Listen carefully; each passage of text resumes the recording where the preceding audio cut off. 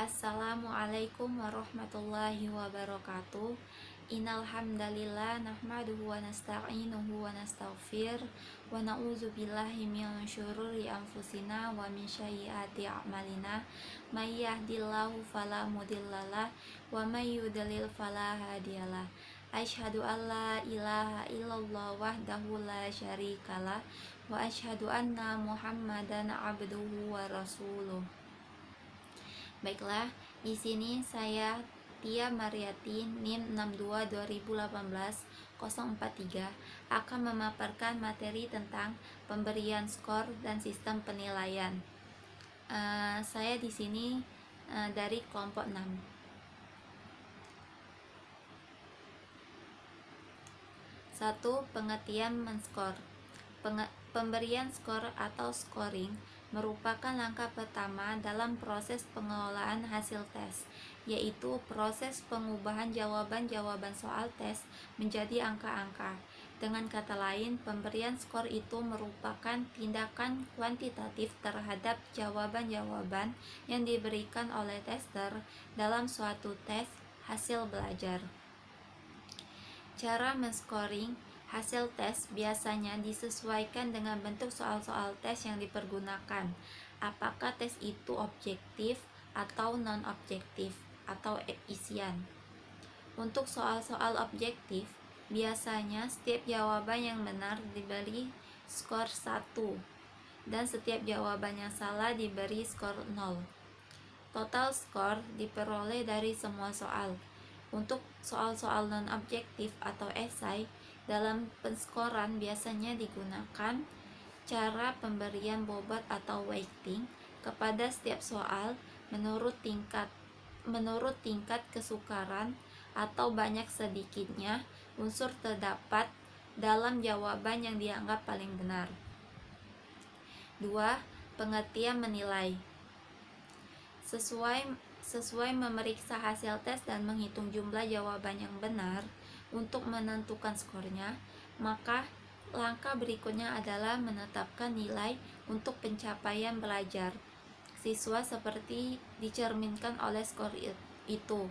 Kalimat ini menunjukkan bahwa skor dan nilai mempunyai pengertian yang berbeda. Skor adalah angka yang menunjukkan jumlah jawaban yang benar dari sejumlah butir soal yang membentuk tes. Dengan demikian, apabila jumlah soal yang benar ada 25, maka skor untuk siswa tersebut adalah 25 juga.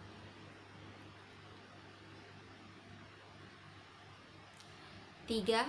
Perbedaan men-skor dan menilai. Skor adalah hasil pekerjaan menyekor atau sama dengan memberikan angka yang diperoleh dengan jalan menjumlahkan angka-angka bagi setiap butir item yang oleh tester telah dijawab dengan betul, dengan memperhitungkan jumlah bobot jawaban yang betulnya. Adapun yang dimaksud dengan nilai adalah angka, bisa juga huruf, yang merupakan hasil ubahan dari skor yang sudah dijadikan satu dengan skor lainnya, serta disesuaikan pengaturannya dengan standar tertentu. Itulah sebabnya mengapa nilai sering disebut skor standar. Penskoran berarti proses pengubahan presentasi menjadi angka-angka, sedangkan dalam penilaian kita memproses angka-angka hasil kuantitatif. Presentasi itu dalam hubungannya dengan kedudukan personal siswa dan mahasiswa yang memperoleh angka-angka tersebut di dalam skala tertentu. Dalam penskoran, perhatian utama ditujukan kepada kecermatan dan kemantapan, sedangkan dalam penilaian, perhatian terutama ditujukan kepada validitas dan kegunaan. 4. Teknik men-skor tes objektif. Yang pertama, fill in dan completion atau tes isian dan melengkapi. Cara menilai tes bentuk ini ada dua pendapat. Yang pertama mengatakan bahwa skor maksimum setiap bentuk fill in sama dengan jumlah isian yang ada pada tes tersebut. Sedangkan pendapat yang kedua mengatakan bahwa skor maksimum tes berbentuk fill-in dihitung menurut jumlah itemnya. Pemakala berpendapat bahwa yang lebih baik adalah pendapat yang pertama, karena evaluasi yang demikian lebih halus dan lebih adil. Rumus penskoran untuk fill-in dan completion adalah sebagai berikut. S sama dengan R.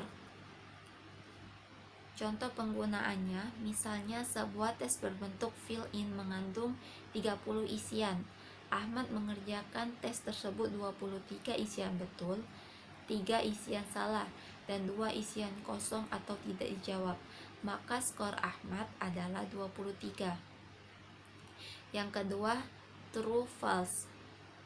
Untuk menghitung skor akhir dari seluruh item tes berbentuk true false biasanya digunakan rumus sebagai berikut.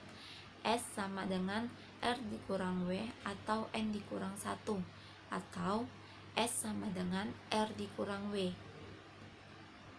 S adalah skor terakhir, R adalah jumlah item yang dijawab betul, W adalah jumlah item yang dijawab salah, N banyaknya option untuk true false selalu 2, 1 bilangan tetap atau konstanta.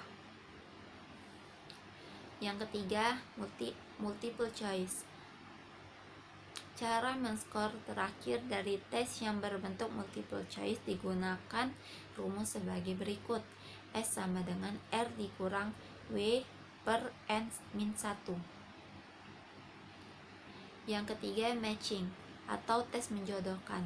Untuk menilai tes yang berbentuk matching dipergunakan dari jumlah item yang dijawab betul saja. Rumusnya sama dengan completion, yaitu S sama dengan R. Yang kelima, jawaban singkat. Dengan bentuk jawaban singkat menuntut siswa untuk menemukan sendiri jawaban singkat atas pernyataan dalam soal tes. Jawaban atas soal tersebut misalnya A. mudah, B. gampang, C. sukar, D. tingkat kesukaran rendah, E. indeks kesukaran di atas 0,85, F, dan mungkin ada yang lain lagi. Untuk soal-soal hitungan lebih banyak lagi kemungkinan tanpa pembatasan yang tegas dan harus diterima sebagai jawaban yang benar. Kelima, teknik men-skor tes non-objektif atau esai. Adapun teknik men-skor soal-soal non-objektif atau esai adalah sebagai berikut. 1.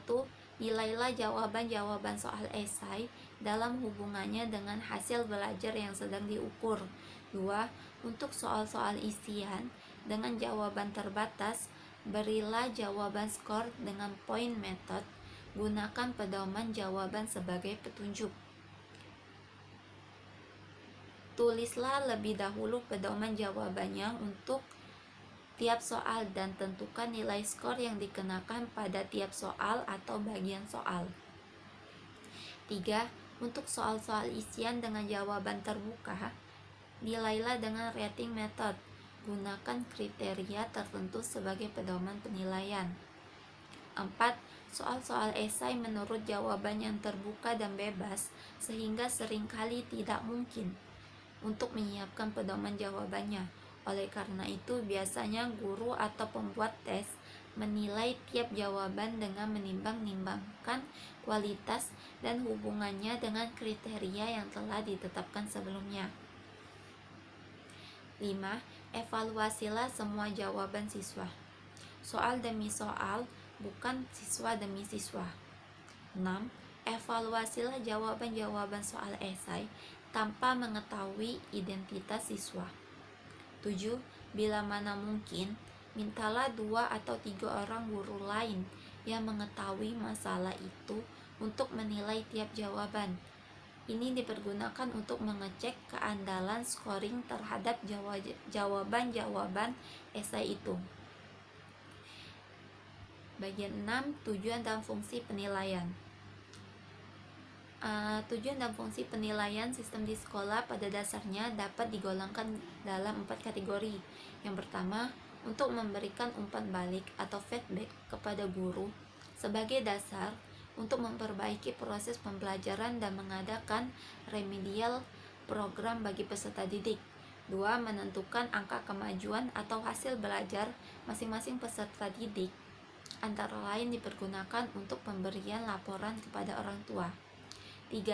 Untuk menempatkan peserta didik dalam situasi pembelajaran yang tepat sesuai dengan tingkat kemampuan atau karakteristik lainnya yang dimiliki peserta didik.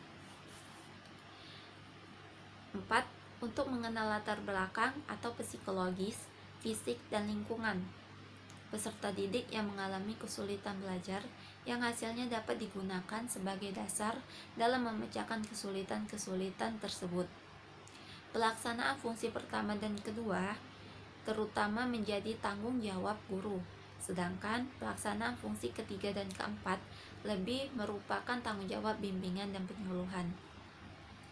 Baik, mungkin itu saja yang dapat saya sampaikan. Apabila ada salah kata, saya mohon maaf. Kepada Allah saya mohon ampun. Billahi fisabilil haq fastabiqul khairat. Subhanakallahumma wa bihamdika asyhadu alla ilaha illa anta astaghfiruka wa atubu ilaik. Wassalamualaikum warahmatullahi wabarakatuh.